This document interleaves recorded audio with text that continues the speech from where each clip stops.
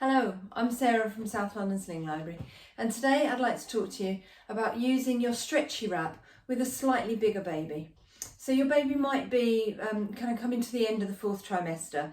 They're starting to want to look around a bit more, and they don't like being quite as snuggled in your stretchy wrap as they did before. Lots of people at this stage will start to think about moving on to a more structured sling or carrier, and that's absolutely fine. If that's something that you want to look at, there are lots and lots of other options. Do please either see me at South London Sling Library or see your closest sling library or baby wearing consultant.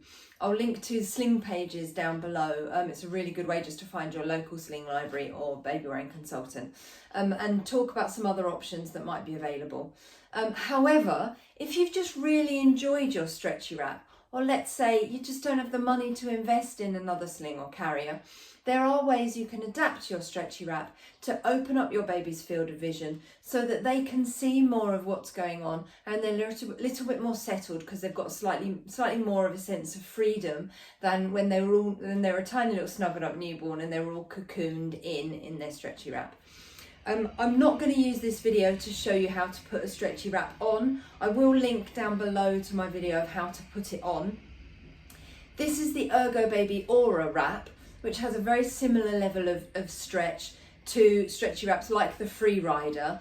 So this is perfect for that sort of stretchy wrap. It's a one-way stretchy wrap. It stretches widthways, but it doesn't stretch lengthways. This is Sydney. Sydney is my slightly bigger baby, not quite a curled up newborn. All I'm going to do is I put my wrap on in exactly the same way I would normally. I'm going to put Sydney in, so 1 foot in there, 1 foot in there, and I'm going to let Sydney sit down into that knees up, bum down position. So the fabric is in the back of Sydney's knee, which brings their knees up, and their bottom drops right down over that fabric that's in front of us here. To spread the fabric out, what I'm going to do is I'm going to take, rather than taking this inner edge, the edge near my neck, if I can find it, rather than taking this edge of the fabric and pulling it across Sydney that way, that you might have done when your baby was small and kind of really snugged them in, what I'm going to do now, because Sydney's a bit bigger and wants to see more of what's going on, I'm going to take this edge near my shoulder rather than the edge near my neck. If I take it slightly down my arm, I'm then going to take this edge and push it up underneath, like so. I can catch it with my opposite hand and start to spread it across Sydney's body, like that. So it still goes from the back of one knee all the way into the back of the other knee, and it still goes from one shoulder almost to the other shoulder. But what it's done is it's put a twist in the fabric here.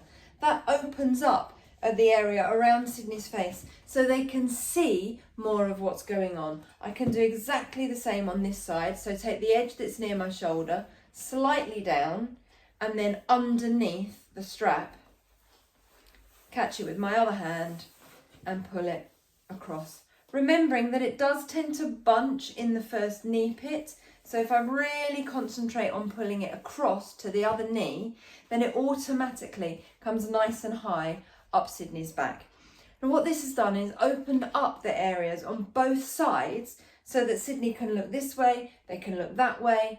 To be honest, at this age, they're going to start to turn and almost look that way. If I want them to look at something that's in front of me, I can turn sideways. We can both look at it that way.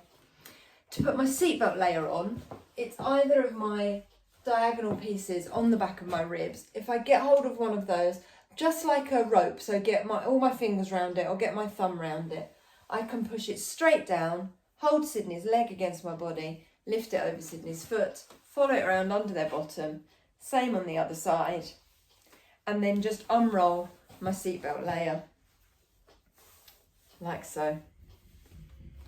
There we go. Sydney's now got a great view on either side, but if they want to relax, they can just put their head on my chest and snooze if they want to.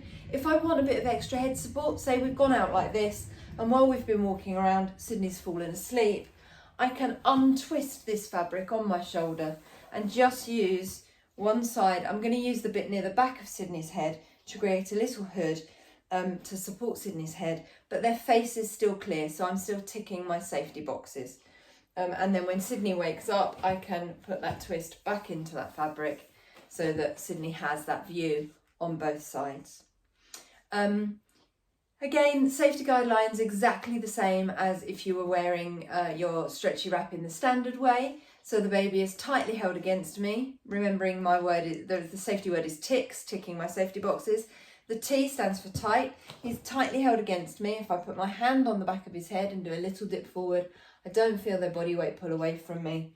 The I for in view, I can see Sydney's face quite happily. The C, close enough to kiss. Sydney's on the firm part of my chest above my breast tissue.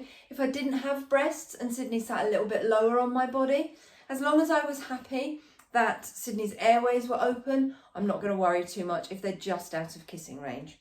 The K from the word ticks stands for keeping Sydney's chin off their chest.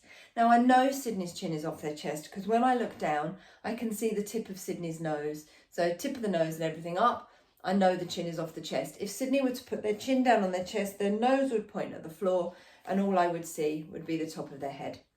The S stands for supported spine. If I put a hand on Sydney's back and lightly press, they don't have extra room to be able to get closer to me, uncurl or sit up.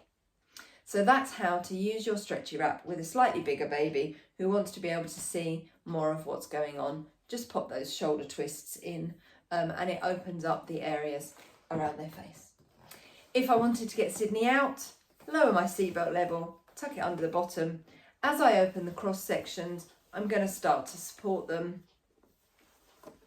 both sides, and then I can put my hands around their torso and I can either lift them up onto my shoulder or Lion King manoeuvre up and out. As Sydney gains torso control, and they've nailed their head and neck control, as they gain torso control, if they want to get an elbow out over the top of the wrap and have an arm out, they're absolutely perfectly safe to do that. As long as the sling comes right up into their armpits, they're totally not going to fall out. They'd be perfectly safe to do that.